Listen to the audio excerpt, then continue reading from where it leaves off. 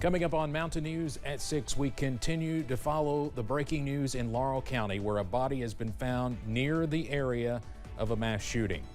And Governor Andy Beshear signs an executive order to ban the use of conversion therapy on minors in Kentucky. And temperatures right now are in the low to mid 70s and 80s, I should say.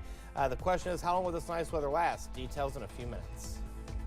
Dedicated to Eastern and Southern Kentucky, this is WYMT Mountain News at 6. Good evening again. We continue to follow breaking news out of Laurel County tonight. That's where state police troopers say a body was found in the area of exit 49. Now, detectives are working to confirm the identity. That's basically all we know at this time. We have a reporter that's almost to the scene. We hope to have a live report shortly. Now, of course, this comes as police continue to look for the suspect involved in the recent Interstate 75 mass shooting. This is Joseph Couch, the man who law enforcement agencies have been looking for since September 7th. The search for Couch is now in its 12th day. Now we have some video from the scene. This was shot a short time ago, and this is the area where police say a body was found earlier today. Officials said yesterday they were reallocating resources to further protect the public. The commissioner for Kentucky State Police said they had received hundreds of tips regarding the search for Couch. Again, a body has been found near the area where this shooting happened. The body has not been positively identified yet. As soon as we have more information, we will, of course, pass it along. Today's regular meeting of the Floyd County Fiscal Court came with a slew of public comments as the family of Amber Spradlin and members of the Justice for Amber group gathered with questions for the Fiscal Court. WYMT's Buddy Forbes was there. The family of Amber Spradlin is asking questions about a phone call, but this time it is not about the 911 calls from the night of her murder. The county judge executive has in his possession a recorded phone call from the jail, which he has absolutely no authority to have, and he's been playing it for people in the community in an effort to slander my reputation. Spradlin's cousin, local Dr. Debbie Hall, says she received a phone call in May from an inmate at the Floyd County Detention Center. The caller wanted help getting bail money, but she says she declined and made a joke about Spradlin's accused murderer, M.K. McKinney, joining them soon. And he's alleging that I was trying to arrange a murder for hire in the jail, which is absolutely ridiculous. When asked about the call during Wednesday's meeting of the Fiscal Court, Williams said he did receive a copy of the call, but it is not something he sought out. A zip drive was dropped off at my office, and I don't know where the call is. And he says he has not been sharing it with the community, but he thinks Hall should. The call needs to be played publicly and let folks hear it. The call was given to me. It was not given through the county jail. The jailer did not give it to me. He says he did not hear anything about a murder for hire plot until Hall mentioned it at the court meeting, and he does not believe the call contains anything that would suggest that idea. He says it is just more gossip coming from the tragic event. And I don't know that our community is going to recover from what's happened here. I mean, this has been a 15, 16-month nightmare, but now what folks have to realize is there's been an arrest, now they're moving into phase 2.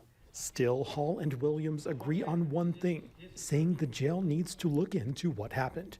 In Floyd County, Buddy Forbes, WYMT Mountain News. Spradlin supporters say they will continue to show up for the family as concerns are raised, and they hope to see everything come to light as justice is served. A teenager has died following a crash that involved a bicycle in Madison County. It happened last night after 18-year-old Jared Van Winkle was hit by a car while he was riding his bike. Van Winkle was reportedly riding on Mount Vernon Road near the Rockcastle County line. The coroner says Van Winkle was heading south. It's not known if the driver of the car will face any charges. A grand jury has charged a Williamsburg man in a child sexual exploitation case. Tanner Petrie was charged on 32 counts of distribution of matter portraying a minor in a sexual performance. The charges come following Petrie's arrest earlier this year. This reportedly took place between April of last year and June of this year in Whitley County. In Floyd County, a minor was charged after police say he made threats toward other students at an elementary school. Administrators say they responded to the incident today at Prestonsburg Elementary. Prestonsburg police charged the minor with second-degree terroristic threatening. Administrators say no guns were found on the property and nobody was ever in danger. A student at Harlan County High School has been arrested following an investigation there. In a post from school officials on Facebook, the investigation comes after a series of threats were shared to social media, implying the posts were targeting Harlan County High School students. The investigation revealed the student obtained screenshots from other social media sources and reposted it to a Snapchat group. The student was charged with terroristic threatening. In East Tennessee, a man is facing charges after police found marijuana in his home. Officers with the Campbell County Sheriff's Office received a call about a domestic violence situation on September 7th. After police arrived at the home, a victim reportedly told police she was being held against her will. In addition to marijuana, digital scales were found. Trevor Michael Humphreys was taken to the Campbell County Jail. 5 people were arrested on drug trafficking indictments in Harlan County. The Harlan County Sheriff's Office says Robert Brown, Jeffrey Browning, Simon Bowman, Kenneth Smith, and Clarence Cox were all taken into custody. All 5 men face multiple charges, including trafficking in a controlled substance or trafficking in a simulated controlled substance. Simon Bowman has since been released from the Harlan County Detention Center.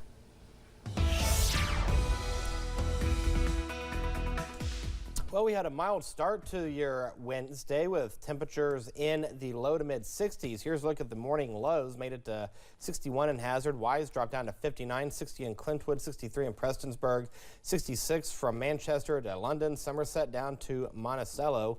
Louisville had a morning start of 69 degrees. Right now, Louisville's at 86. Otherwise, we're seeing temperatures in the upper 70s and low 80s across all of eastern Kentucky. Again, 79 is where we should be for this time of year. Actually 78 now is where we should be for this time of year, and we're staying well above normal. Now we're seeing a nice little renegade shower being picked up on live pinpoint Doppler radar, and we'll go ahead and pinpoint this little shower here. That's across portions of Powell County, and you can see right there over towards the Stanton area seeing a nice little batch of heavy rain. So your grillcast for tonight, if you have plans to fire up the old grill, will stay partly to mostly cloudy for the next several hours with temperatures in the low to mid 70s by the 7 and 8 o'clock time frame. Now when you wake up in the morning, temperatures will be in the upper 50s and low 60s. I'll have your complete first alert forecast coming up in a few minutes. Steve. Eric, thank you. One family is displaced after an early morning fire in Perry County. WYMT's Madison Carmouche spoke to a family member about how this is more than just a loss of property.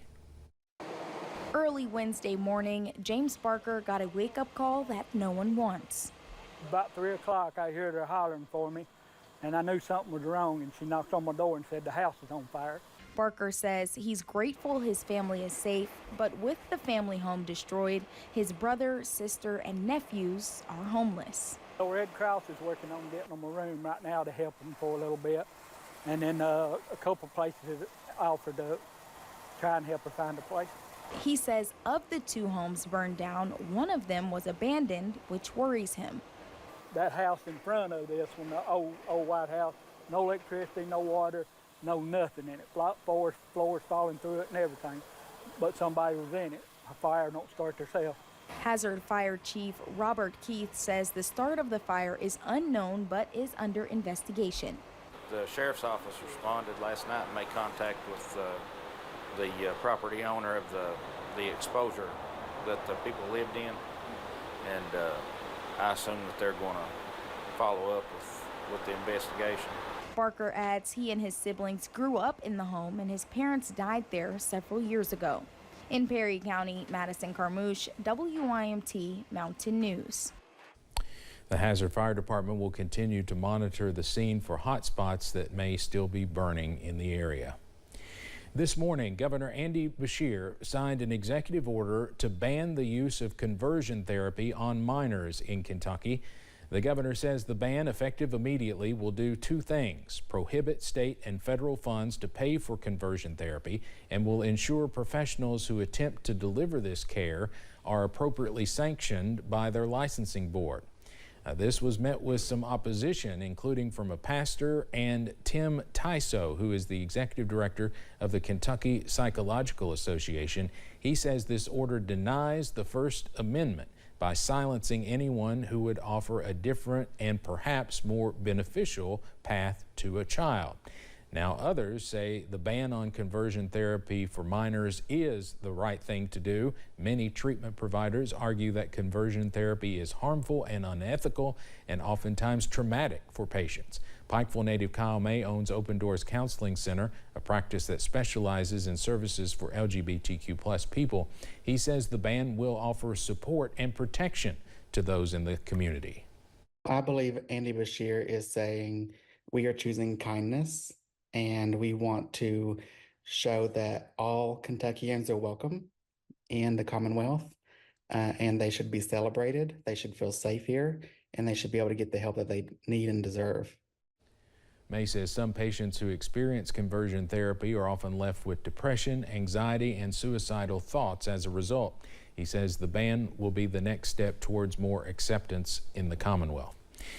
Governor Bashir is set to host a Team Kentucky briefing tomorrow. This will probably be one topic, and there will be several others. It will take place at 12:30 p.m. in Frankfort. The governor is also expected to update folks about several topics, including economic development and the state's response to natural disasters and severe weather.